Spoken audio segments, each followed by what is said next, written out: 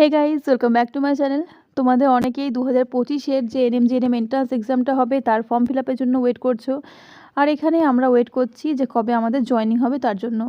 তো যাই হোক, আমাদের জয়নিং এখন তো হচ্ছে না, অ্যাটলিস্ট ফেব্রুয়ারিতে তো জয়নিং হচ্ছে না, কারণ মার্চেই জয়নিং হওয়ার কথা আছে। দেখা যাক মার্চে কবে জয়নিং হয়। আজকে এই ভিডিওতে আমি তোমাদের বলবো এখন 2025-এ নার্সিং যে জব, এএনএম, জিএনএম, বিএসসি, যে কোনো নার্সিং জবই হোক না কেন, মেনলি আমি এখানে এএনএম জিএনএম নিয়েই বলবো, কারণ তোমরা সবাই এখানে এএনএম জিএনএম দেওয়ার জন্যই অপেক্ষা করে রয়েছো। তো তোমাদের যে ফর্ম ফিল আপ, ফার্স্ট যে জিনিসটা সেটা হচ্ছে তোমাদের ফর্ম ফিল আপ স্টার্ট হওয়ার আগে মোস্ট অফ দ্য স্টুডেন্টস কিন্তু পড়া স্টার্ট করে না। তো ফর্ম ফিল আপ হবে কবে, দ্যাটস আ বিগ কোয়েশ্চেন। মার্চের এন্ডে, ঠিক আছে, মার্চের এন্ড থেকে শুরু হয়ে যাবে তোমাদের এএনএম জিএনএম 2025-এর যে ফর্ম ফিল আপ সেটা। আর নিয়ারলি তোমরা অ্যারাউন্ড টাইম পাবে 20 থেকে 22 দিন মতো ফর্ম ফিল আপে কিন্তু ডিউরেশনটা থাকে, ঠিক আছে। এই টাইমে তোমরা ফর্ম ফিল আপ করতে পারবে। আর দেন তোমরা হাতে 4 মাস মতো সময় পাবে ফর দ্য প্রিপারেশান জন্য তোমরা টাইম পাচ্ছ 4 থেকে 5 মাস। সেই টাইমে যা যা তোমাদের সিলেবাস রয়েছে, ক্লাস 9 এবং ক্লাস 10-এর লাইফ সায়েন্স তোমরা জানো পড়তে হয়, তার সাথে থাকে ফিজিক্যাল সায়েন্স, জিকে থাকে, জিকের কোনো সিলেবাস তো হয় না, রিজনিং থাকে, রিজনিং খুবই বেসিক লেভেলে থাকে, তো তার জন্য বেশি খুব একটা যে রিজনিংয়ের জন্য খাটতে হবে তা নয়। সাথে ইংলিশ থাকছে, আর থাকে ম্যাথমেটিক্স, ইংলিশ আর mathematics. Most of the number কিন্তু ক্যারি করে হচ্ছে এলএসসি, মানে life science and physical science, both category 1 and category 2 টাইপের কোয়েশ্চেন তোমরা এখানে দেখতে পাও। তো তার মধ্যেও সব থেকে বেশি মার্কস ক্যারি করা হচ্ছে life science. So life science হচ্ছে তোমাদের এখানে বেসিক লাইফ সায়েন্সের সমস্ত জিনিসগুলো কিন্তু তোমাদের জানতে হবে। আমি বলবো যারা যারা তোমরা এএনএম জিএনএম এন্ট্রান্স দেওয়ার জন্য ওয়েট করে রয়েছো, তারা এখন থেকেই তোমাদের প্রিপারেশন স্টার্ট করে দাও। কারণ এখন যে কোয়েশ্চেন হচ্ছে, ফার্স্ট তোমাদের যে জিনিসটা প্রায়োরিটি দেওয়া উচিত সেটা হচ্ছে তোমাদের PYQ, previous years question. Previous year question এখন 4টে ইয়ারের কোয়েশ্চেন তোমরা পাবে, 2021, 22, 23 অ্যান্ড 24। এই 4টে ইয়ারের কোয়েশ্চেন দেখে তোমরা কিন্তু মোটামুটি একটা আইডিয়া পেয়ে যাবে যে কীরকম ধরনের কোয়েশ্চেন আসে, কী লেভেলের কোয়েশ্চেন আসে, সেটা সম্পর্কে একটা জেনারেল আইডিয়া তোমাদের কিন্তু হয়ে যাবে। ওকে, তো এটা ছিল এক্সামের ব্যাপারে। এবার আসি এএনএম বা জিএনএম র্যাঙ্ক ওয়াইজ কীভাবে এএনএম বা জিএনএম হয়। দেখো এখানে মেন যে জিনিসটা, র্যাঙ্কটা তো খুবই দরকার, ঠিক আছে, র্যাঙ্কটা খুবই দরকার। আর এখানে মেনলি যারা এন্ট্রান্স দিচ্ছ তাদের মেন মোটিভ হচ্ছে তোমাদের গভর্নমেন্টে তোমাদের ট্রেনিংটা কমপ্লিট করা, তাই তো। আদারওয়াইজ তো তোমরা এমনিতেও প্রাইভেটে ইনস্টিটিউটে করতে পারো। তো এক্সাম দেওয়ার মোটিভ আমাদের এইটাই যে আমরা গভর্নমেন্ট যে কোনো এনটিএস থেকে আমাদের যে ট্রেনিংটা সেটা কমপ্লিট করব। তো এখানে যে র্যাঙ্কটা নিডেড হয়, দেখো এএনএম প্লাস জিএনএম দুটোর জন্যই তো একটা কমন এন্ট্রান্স হচ্ছে। তো এখানে যদি আমি টোটাল সিটটা দেখি গভর্নমেন্টের ক্ষেত্রে, দুটো মিলিয়ে নিয়ারলি তোমাদের কিন্তু ওই 3.5K, এটা আমি তোমাদের অ্যাপ্রক্স বলছি না, মোটামুটি অ্যারাউন্ড এটাই কিন্তু থাকে তোমাদের টোটাল সিট এএনএম আর জিএনএম মিলিয়ে, ঠিক আছে। তার মানে বুঝতেই পারছো তোমাদের এখানে যে র্যাঙ্ক কার্ডটা তোমরা পাও, সে তো একটা জিএমআর থাকে, তার সাথে একটা এএনএমের র্যাঙ্ক। এখন এএনএমের র্যাঙ্কটা দেওয়া হয় না, জিএমআরটাই মেনলি দেওয়া হয়। তো জিএমআর বেসিস করে যদি আমি বলি, র্যাঙ্কটা তোমাদের যদি 4K এর মধ্যে হয়, ঠিক আছে, তাহলে কিন্তু সরকারি কলেজ পাওয়ার চান্স থাকে। এবার এএনএম বা জিএনএম সেটা ডিপেন্ড করছে কারা কেমন চয়েস করছে তার উপরে। তুমি চাইলে র্যাঙ্ক ওয়াইজ তুমি এএনএমও চয়েস করতে পারো, তুমি জিএনএমও চয়েস করতে পারো। বাট দ্য মেজর কোয়েশ্চেন যেটা ম্যাক্সিমাম স্টুডেন্টের এখন রয়েছে সেটা হচ্ছে দ্য পসিবিলিটি অফ জব, ঠিক আছে, the possibility of job. Nursing course complete করলাম, দেন কত ইয়ার্স পর আমার রিক্রুটমেন্ট হবে, কত ইয়ার্স পর আমি জব পাবো অ্যাজ এ স্টাফ নার্স হোক, বা যারা এএনএম করছে তাদের কবে জয়নিং হবে, that's a big question. Everyone wants to know this. তো প্রথম কথা বলি আমি জিএনএম, যেমন ধরো আমি আমার কথাটাই বলি, যেমন ধরো আমার ব্যাচ হচ্ছে 2022 টু 2024, এই সেশনটা আমাদের সেশন, যেটা হচ্ছে আমি এএনএম কোর্স করেছি, মানে অবশ্যই বুঝতে পারছো 2022-এর যে এন্ট্রান্সটা হয়েছিল সেটা অ্যাটেন্ড করেছিলাম আমি। অ্যান্ড দেন আমার এএনএম নেওয়ার মোটিভ ছিল এটাই যে অ্যাজ সুন অ্যাজ পসিবল আমি যেন একটা জব পাই, ঠিক আছে। যদি আমি জিএনএম নিতাম তাহলে এখন 2025-এর এন্ডে আমার সেশন শেষ হতো। অ্যান্ড দেন সাথে সাথে তো রিক্রুটমেন্ট জিএনএমের হচ্ছে না এখন, তোমরা দেখছো, হয়তো 1 year or it may extend up to 2 years। এটা আমাকে ওয়েট করতে হতো। But as I have selected ANM, willfully আমি এএনএম সিলেক্ট করেছিলাম যাতে 2 বছর পর আমি সিকিউরলি আমার জবটা কনফার্ম হয়। এখনও জব হয়নি, আমাদের ট্রেনিং কমপ্লিট হয়েছে 2024-এর নভেম্বরে, ঠিক আছে, নভেম্বরের 1 তারিখে আমাদের সেশন শেষ হয়ে গেছে। অ্যান্ড দেন এখনও জয়নিং হয়নি, বাট যেটুকু ইনফরমেশান আই হ্যাভ, তো সেখান থেকে বলতে পারি আমি যে মার্চে কিন্তু আমাদের জয়নিং হওয়ার কথা আছে। জিএনএমের ক্ষেত্রে এরম সিওরিটি কিন্তু আমি দেবো না। হ্যাঁ, জব হবে, but no one can tell you a certain time, after certain time period you will get the job, এরম কোনো কিন্তু ব্যাপার নেই। যখন রিক্রুটমেন্ট হবে তখন হবে। But in case of ANM nothing like that. Once you have completed the course in within 6 months or within 4 months you will be recruited as an health assistant female, ঠিক আছে। তো এই হচ্ছে ব্যাপার এএনএম আর জিএনএমের। তো এবার হচ্ছে আরও কিছু কথা আমি তোমাদের এই ভিডিওতে শেয়ার করতে চাই, যে নার্সিং যারা তোমরা করবে, ঠিক আছে, নার্সিং হচ্ছে খুবই নোবেল একটা প্রফেশন। নার্সিং শুধুমাত্র যে আমরা জব পাওয়ার জন্য নার্সিং করছি এরম কিন্তু নয়।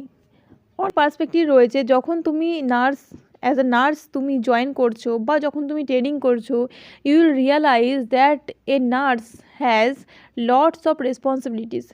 অনেক রেসপন্সিবিলিটিস থাকে। তুমি এএনএমে ট্রেনিং করো বা তুমি জিএনএমে ট্রেনিং করো, you are dealing with people's life, ঠিক আছে। তোমার একটা ভুল বা তোমার একটা সঠিক কাজ কারোর জীবন কেড়েও নিতে পারে বা কাউকে মৃত্যুর হাত থেকে কিন্তু বাঁচিয়েও নিয়ে আসতে পারে। Being a nurse means people, community people হোক বা যে কোনো পেশেন্ট হোক, তোমার ওপর কিন্তু তারা বিশ্বাস করছে। তো আমি এটাই বলবো, যারাই তোমরা নার্স হতে চাইছো সেই রেসপন্সিবিলিটিটাকে তোমরা কিন্তু বুঝবে, ঠিক আছে। এখন আমাদের যে আমাদের যে কাউন্সিল রয়েছে বা আমাদের যে স্বাস্থ্য ভবন রয়েছে, রিসেন্টলি স্বাস্থ্য ভবন থেকে একটা নোটিশ পাবলিশ হয়েছিল, যেখানে বলা হয়েছিল যে এখন নার্সদের বিহেভিয়ারটা ঠিক নয়, তাই তো, নার্সরা বেশি উগ্র বিহেভ করছে বা অ্যাগিটেট হয়ে যাচ্ছে, এরকম কিছু নোটিশ কিন্তু স্বাস্থ্য ভবন থেকে পাবলিশ করা হয়েছিল। এবং সেখানে বলা হয়েছিল যাতে সমস্ত নার্সরা পেশেন্টদের সাথে উইথ পেশেন্টদের সাথে বিহেভ করে। তো আমি একটাই কথা বলবো যে একজন নার্সের ওপর কিন্তু অনেক রেসপন্সিবিলিটি থাকে, ঠিক আছে, এবং প্রতিটা নার্সই চায় পেশেন্টদের সাথে ভালো বিহেভ করতে। এটা আমাদের responsibility being a nurse. But এরকম সিচুয়েশান আসতেই পারে যেখানে কেউ হয়তো পেশেন্স রাখতে পারেনি, কেউ হয়তো কিছু বলেই ফেলেছে পেশেন্ট পার্টিকে। তো এরকম ঘটনা কিন্তু ঘটেই থাকে। তো যাই হোক, আমি এটাই বলবো যে বিইং আ নার্স এটা আমাদের রেসপন্সিবিলিটি। আমাদেরকে সিম্প্যাথি এমপ্যাথি নিয়ে পেশেন্টদের কিন্তু ট্রিট করতে হবে। আর নার্সিংয়ে যখন তোমরা যাবে তোমরা বুঝতে পারবে যে লোকজন নার্সের ওপর, ডক্টরের ওপর কতটা বিশ্বাস করে, ঠিক আছে। তারা কিন্তু প্রচুর বিশ্বাস করে একজন নার্সকে, একজন ডক্টরকে। তো সেই বিশ্বাসটা রাখাও কিন্তু একজন নার্স বা একজন ডক্টরের অবশ্যই রেসপন্সিবিলিটি। আশা করব তোমরা ভবিষ্যতে যারা নার্সিংয়ে যাচ্ছ সবাই সেই জিনিসটাকে বুঝেই নার্সিং করবে। আর একটা কথা, আরও কিছু জিনিস তোমার সাথে আমি এখানে শেয়ার করব, যেটা হচ্ছে নার্সিংয়ে যখন তোমরা ট্রেনিং করছো, এই ট্রেনিংটা তোমাকে লাইফে অনেক কিছু শিখিয়ে দেবে। You will learn lots of things, অনেক কিছু, জীবনে কীভাবে চলতে হবে, কীভাবে মানুষের সাথে ট্রিট করতে হবে, not only with patients or not only with sick people but the people surrounding you, and how you behave, you will learn it when you join the training.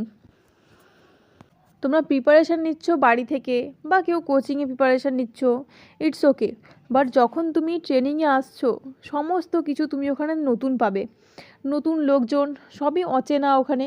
তা সত্ত্বেও তোমাকে ওখানে কিন্তু অ্যাডজাস্ট করতে হবে। তো লাইফে সব থেকে বড়ো জিনিস হচ্ছে অ্যাডজাস্টমেন্ট, যেটা কিন্তু নার্সিংয়ে গিয়ে তুমি খুব ভালোভাবে শিখে যাবে। কিছু পিপল থাকবে যার সাথে তোমার মেন্টালিটি ম্যাচ হবে, ম্যাক্সিমাম পিপল থাকবে যার সাথে তোমার মাইন্ডসেট ম্যাচ হবে না, but you have to deal with all of them.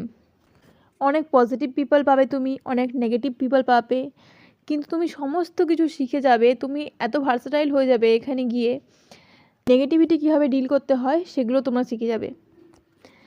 তো নার্সিং, শুধু আমি এটা বলবো না যে নার্স মানে শুধুমাত্র যে পেশেন্টদেরকে ট্রিট করা বা এই যে জিনিসটা পেশেন্টের কিওর করা, শুধুমাত্র এটা নয়। নার্স হচ্ছে একটা কম্বিনেশান। কিসের কম্বিনেশান? নার্সের শুধুমাত্র একটা সিঙ্গেল কাজ দিয়ে তুমি কখনো নার্সকে ডিফাইন করতে পারবে না। একজন নার্স অবশ্যই একজন কমিউনিকেটর, একজন কাউন্সিলর, একজন সিম্প্যাথেটিক পারসন, যে সকাল থেকে রাত পর্যন্ত নিজের ডিউটির প্রত্যেকটা মুহূর্ত কাদের জন্য দিচ্ছে? কমিউনিটি পিপলদের জন্য। যখন তোমরা নার্সিংয়ে যাবে, ট্রেনিং করবে, 2 বছর হোক, 3 বছর হোক বা 4 বছর হোক বিএসসি করলে, তো যাই হোক না কেন, এখানে যেহেতু সমস্ত কিছু নতুন থাকবে, নিজের জীবনটাকে কীভাবে নিজেকে নিয়ে চলতে হবে সেটা তুমি খুব ভালো করে এখান থেকে শিখে যাবে। ডিফারেন্ট টাইপস অফ পিপল পাবে তুমি, ডিফারেন্ট টাইপস অফ পিপল, মানে মানুষ যে কত রকমের হতে পারে সেটা তুমি এইখানে গিয়ে দেখবে। ঠিক আছে, শুধুমাত্র নিজের ব্যাচ এর কথা আমি বলছি না, আরও অনেকগুলো ব্যাচ তুমি পাবে। তুমি যখন ডিউটিতে যাচ্ছ সেইখানে তুমি অনেকজনকে দেখবে, কেমন কেমন মানুষের কন্ডিশন হয়, সিচুয়েশান হয়, সমস্ত কিছু দেখবে। পিপল তোমাকে কীভাবে ট্রিট করে সেগুলো তুমি শিখে যাবে, বা কতটা মানুষের সাথে মেশা প্রয়োজন আর কতটা মেশা প্রয়োজন নয় সেটাও শিখে যাবে। অ্যাকচুয়ালি আগে মনে হতো যে মানুষ এরকম কেন কারোর সাথে মেশে না, কিন্তু যখনই তুমি 10 জনের সাথে তুমি যদি মিশতে শুরু করো, শেষে গিয়ে হয়তো দেখা যাবে যে একজনের সাথে তোমার সম্পর্ক ঠিক আছে। 2021 সাল থেকে যখন থেকে এই এক্সামটা স্টার্ট হয়েছে, 2021 সাল থেকে যখন থেকে জিএনএম এনএম এন্ট্রান্স এক্সামটা চালু হয়েছে, এটা অনেক মানুষের জীবনে কিন্তু নতুন একটা আলো নিয়ে এসছে। আগে যখন সমস্তটা এনএম হোক বা জিএনএম হোক এইচএসের মার্কসের বেসিসে হতো, হয়তো এমন অনেক স্টুডেন্ট ছিল যাদের হয়তো এইচএস ভালো হয়নি, তার মানে সে আর কখনোই এই নার্সিং সাইডে আসতে পারতো না। যদি সে আর্টসের স্টুডেন্ট হয় তাহলে ডাইরেক্ট তো বিএসসি করতে পারবে না, তো সেখানে এনএমও করতে পারছে না, জিএনএমও করতে পারছে না। তাদের মধ্যে হয়তো সেই ট্যালেন্টটা রয়েছে, বা কোনো কারণে হয়তো এইচএস এক্সাম খারাপ হয়ে গেছে, তাহলে মার্কসটা ভালো আসেনি, তো এখান থেকে তারা পুরোপুরি ডিলিট হয়ে যেত, এখান থেকে মানে করতেই পারবে না। তো এখন যে সুযোগটা সবাই পেয়েছে বা এজ লিমিটটা যে তুলে দেওয়া হয়েছে, আমি তো বলবো আমার মনে হয় জিনিসটা কিন্তু সত্যিই খুব ভালো হয়েছে। কারণ এখন তোমরা যা দেখছো চারিদিকে চাকরির যা অবস্থা, একমাত্র মেডিকেল লাইনেই শুধুমাত্র কিন্তু এখন জব পাওয়া যাচ্ছে ঠিকঠাক, যার জন্য কিন্তু দেখো অনেক স্টুডেন্ট কিন্তু এখন এনএম জিএনএম চান্স পাচ্ছে, যারা হয়তো নাম্বার বেসিসে হলে কোনো দিনই চান্স পেতো না। ঠিক আছে, বা খুবই অনেস্ট হয়ে যদি আমি বলি, করোনা টাইমে ধরো যখন এক্সাম হয়নি, সেই সময় যেসব স্টুডেন্টরা দিয়েছে এইচএস এক্সাম, যদি এখন এটা এক্সাম বেসিসে না হতো, তাহলে এতজন যে পেয়েছে যাদের হয়তো ক্যাপাবিলিটি রয়েছে, রেজাল্ট ভালো নাই হতে পারে, একটা সিঙ্গেল এক্সামের রেজাল্ট দিয়ে তুমি কখনো কারোর মেরিটকে তুমি এভাবে ডিফাইন তো করতে পারো না, এভাবে জাজ করতে পারো না। তো যদি এটা করোনা টাইমে যারা স্টুডেন্টরা প্রচুর মার্কস পেয়েছে তোমরা জানো, ঠিক আছে, তো এইটা যদি এক্সাম বেসিসে না হতো এখন, তাহলে হয়তো এতজন যারা স্টুডেন্ট রয়েছে, যাদের মধ্যে ক্যাপাবিলিটি রয়েছে, তারা কখনোই কিন্তু এই নার্সিংয়ে আসতে পারতো না। সো আমার তো মনে হয় যে এক্সাম বেসিসে হয়ে এটা খুবই ভালো হয়েছে। অনেকজন কিন্তু সুযোগ পেয়েছে, এনএম হোক বা জিএনএম হোক, যে কোনোটাতেই তুমি বলো। করোনার সময় যারা এইচএস যারা অ্যাটেন্ড করেনি, মানে ধরো পরীক্ষা হয়েছে কিন্তু নাম্বারটা সময় প্রচুর বেশি দেওয়া হয়েছে, তোমরা জানো প্রচুর নাম্বার দেওয়া হয়েছে, 450 466, মানে কোনো ব্যাপারই না, যেন ঝুড়ি নাম্বার ভরে দেওয়া হয়েছে। তো সেই সমস্ত স্টুডেন্টদেরও কিন্তু এখন এক্সামের জন্য পড়েই কিন্তু এক্সাম দিতে হচ্ছে। তো এই যে ইউনিফর্মিটি যে চলে এসছে একটা, ঠিক আছে, এই জিনিসটা কিন্তু আমার মনে হয় খুবই ভালো হয়েছে। এজ লিমিট যেহেতু নেই, দেখো এখন যা চাকরির কন্ডিশন চলছে তোমরা দেখছো, একটা পরীক্ষা দিয়ে যদি সেই পরীক্ষার আশায় কেউ বসে থাকে, তাহলে হয়তো সারাটা জীবন পেরিয়ে যাবে, এজ লিমিটও পেরিয়ে যাবে, সেকেন্ড টাইম সে আর ওই পরীক্ষাটা দেওয়ার চান্স পাবে না। কিন্তু একমাত্র এনএম জিএনএম যে এন্ট্রান্সটা রয়েছে, এখানে কিন্তু কোনো রকমের এজ লিমিট নেই। তো এখানে কিন্তু বিয়ন্ড যে কোনো এজের কিন্তু স্টুডেন্টরা অ্যাপ্লাই করতে পারছে, আর অনেকে পাচ্ছেও, তাই তো অনেকে অনেক পরিশ্রম করে, অনেক অবস্ট্রাকেলকে ওভারকাম করেও কিন্তু এখানে চান্স পাচ্ছে। তো যাদের মধ্যে ক্যাপাসিটিটা রয়েছে অথচ নাম্বার ভালো ছিল না, সেই জিনিসটা কিন্তু আর তাদের সাফল্যের পথে বাধা হয়ে দাঁড়াচ্ছে না, যেটা খুবই একটা ভালো জিনিস। আর আমার মনে হয় উমেন এম্পাওয়ারমেন্ট এই সোসাইটিতে খুবই দরকার।